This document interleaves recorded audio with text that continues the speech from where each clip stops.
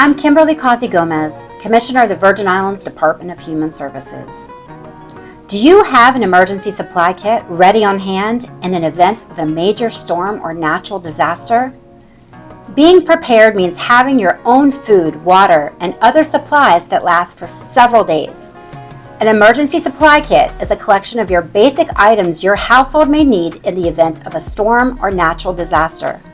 It should include items such as 1 gallon of water per person per day for at least 3 days for drinking and sanitation, a flashlight, masks and hand sanitizer, foods that require no refrigeration or cooking, like dry goods or canned goods, dried fruit and nuts, protein bars, dry cereal or granola, a battery-powered or hand-crank radio, extra batteries, a first aid kit, prescription medication you can take every day, such as insulin, heart medicine, or asthma inhalers, a whistle to signal for help, a wrench or pliers, and a cell phone with backup battery and chargers.